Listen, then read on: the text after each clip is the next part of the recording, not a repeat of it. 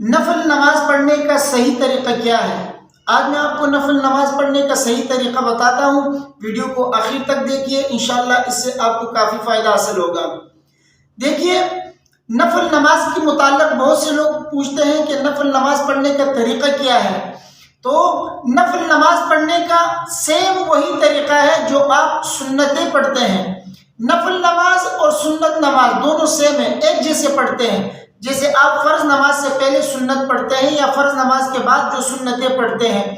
جیسے آپ سنت نماز کے اندر سورہ فاتحہ کے بعد سورت ملاتے ہیں ہر رکعت میں، اسی طرح نفل نماز بھی ہے کہ آپ نفل نماز کے ہر رکعت کے اندر آپ سورہ فاتحہ کے بعد ایک سورت اس کے ساتھ ملاتے ہیں. بالکل جیسے آپ سنت مؤکدہ پڑھتے ہیں، بالکل اسی طریقے سے آپ یہ نفل نماز پڑھیں گے.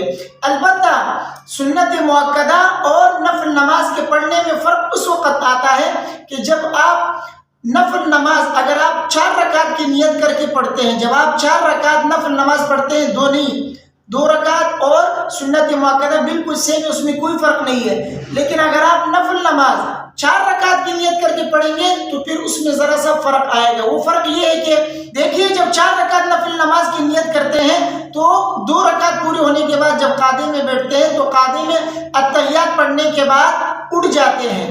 یہ طریقہ ذرا صحیح نہیں ہے، بلکہ نماز جب ہم پڑھتے ہیں تو سنت کے مطابق اور اس میں استحباب کا بھی خیال کریں، سنتوں کا بھی خیال کریں، اسی طرح واجبات کا خیال کریں.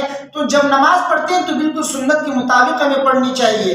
نماز کے استحباب کا بھی ہمیں خیال رکھنا ہے، کیونکہ جب ہم نماز پڑھ رہے ہیں تو مکمل سنت طریقے سے ہمیں پڑھنا چاہیے. اس میں فرائض کا خیال رکھیں، واجبات کا خیال رکھیں، سنتوں کا خیال رکھیں، حتیٰ کہ مستحبات کا خیال رکھیں. کیوں؟ اس لیے کہ ہمیں ثواب تو کمانا ہے نا. تو بالکل سنت طریقے سے پڑھیں گے، استحباب کا خیال کرتے ہوئے پڑھیں گے تو ہمیں کامل اور مکمل ثواب ہمیں ملے گا. تو اس لیے نفل نماز جب آپ 4 رکعت کی نیت کریں گے تو مستحب طریقہ کیا ہے؟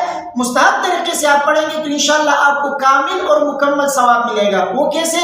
وہ اس طرح، دیکھیے، جب آپ 4 رکعت نفل کی نیت کریں گے تو مستحب طریقہ اس میں یہ ہے کہ جب آپ 2 رکعت میں بیٹھ جائیں گے، قعدے میں جب آپ التحیات پڑھیں گے، اس کے بعد پھر آپ کو درود شریف پڑھنا اور دعا پڑھنا. اس کے بعد جب تیسری رکعت کھڑے ہو جائیں گے تو اس میں جو ہے الحمد سے پہلے سبحانک اللہم و بحمدک و تبارک اسمک و تعالی جدک و لا الہ غیرک، یعنی ثنا پڑھنا، یہ جو ہے مستحب ہے.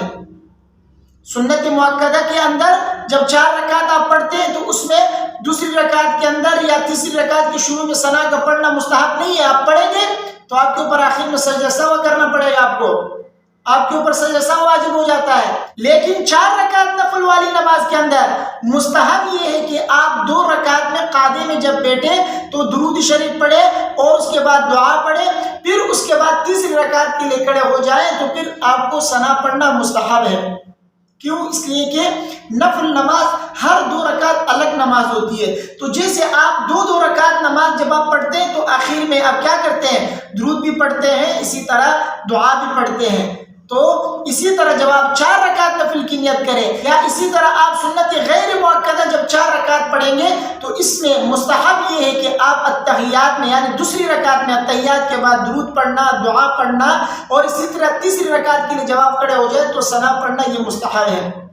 تو سنت مؤکدہ اور 4 رکعت والی نفل نماز کے اندر صرف اتنا سا فرق ہے کہ اس میں مستحب طریقہ الگ ہے، اس میں مستحب طریقہ الگ ہے.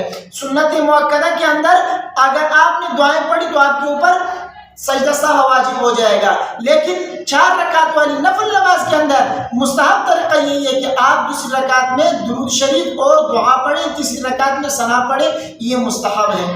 مجھے امید ہے کہ میری باتیں آپ کی سمجھ میں آ گئی ہوں گی. ویڈیو کو اپنے دوستوں کے ساتھ لازمی شیئر کیجیے. اگر کوئی سوال آپ کے ذہن میں ہے تو آپ پوچھ سکتے ہیں، انشاءاللہ اس کا جواب میں آپ کو دے دوں گا. السلام علیکم ورحمۃ اللہ.